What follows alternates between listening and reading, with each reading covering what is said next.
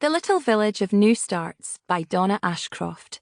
Read by Paula Masterton for SAGA Egmont. For Steve Phillips, you are an inspiration. Chapter 1. Evie Stuart took a deep breath of fresh Scottish air and looked over the tall mountains surrounding Buttermead Farm. She made her way down the wide gravel pathway that led from her family's farmhouse to the 3 yurts they rented to holidaymakers. The sun was out this morning, and the vibrant emerald grass in the surrounding fields was peppered with hundreds of fluffy sheep that Evie's family reared for wool. At her feet, Miss Daisy, a pygmy goat with soft black and white fur and a set of ears she could have borrowed from Yoda, let out a joyful "Maa" as she trotted along beside her. "Morning, lass." Evie's dad, Grant Stuart, broke off from mending a wooden fence post to give his daughter a swift kiss on the top of her head. "You feeling okay?" His tanned, withered face creased with worry, and she nodded, squeezing out a smile.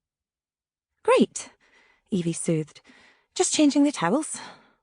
She lifted the fragrant blue bundle in her arms and blew him a kiss, continuing down the track before he could ask anything else, and almost immediately bumped into her mam.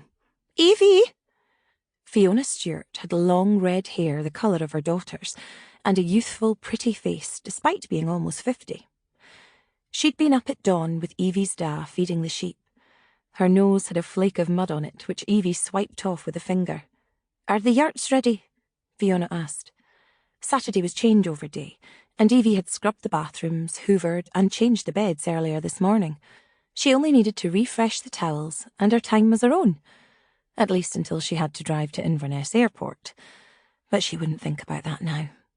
"All done." Evie tried to walk past her mam, but Fiona put a hand on her shoulder. "Are you okay?" she asked, gently scanning Evie's face with a frown. "You look tired, and Nana Agnes said she heard you pacing your bedroom last night." "I'm fine," Evie said again, flashing her brightest smile.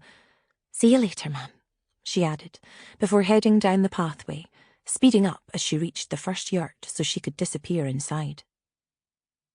An hour later, Evie dipped a toe into the small Lockton situated on the boundary of her family's farm and lifted her pale face up into the late morning sunlight. The water looked aquamarine today, like an undiscovered bay on the Mediterranean coast, but the temperature was only about 15 degrees above freezing. "Ma!" Miss Daisy put one hoof into the water and complained loudly. "I won't be long," Evie murmured, watching her 4-legged companion turn to explore the small beach. Shivering, Evie waded a little further into the clear water, glad she'd pulled the legs of her dark blue trousers up. In front of her, somewhere on the shingly grey mountain that was half covered in shrubs and trees, a starling began to chirp.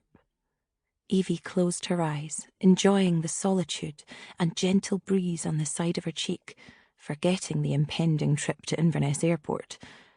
She pushed away the feelings of guilt and hurt that still crept up on her at times, and took another moment to enjoy the silence, appreciating that no one was asking if she was okay.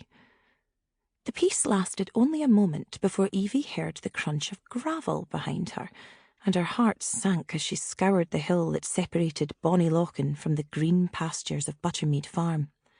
"Who's that?" she asked the goat, wondering if she was going mad. When she heard another footstep, and no one immediately materialised, Evie sprang out of the water. She tried to ignore the painful digs from the stones on the pads of her feet as she quickly made her way across the beach, searching for somewhere to hide. If Nana Agnes or her mam had come looking for her, she'd spend the next half hour convincing them she was happy on her own. There was a big black rock a few metres from the water, but it probably wasn't large enough to conceal her. As Evie heard another crunch of gravel, her eyes hit on some dense green shrubbery to her right. She quickly hid behind it, determined to eke out a few more precious moments alone.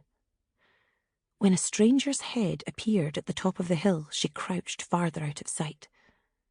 The man looked tall, definitely over 6 foot, and he was wearing far too many clothes for July. Evie watched Sample complete. Ready to continue?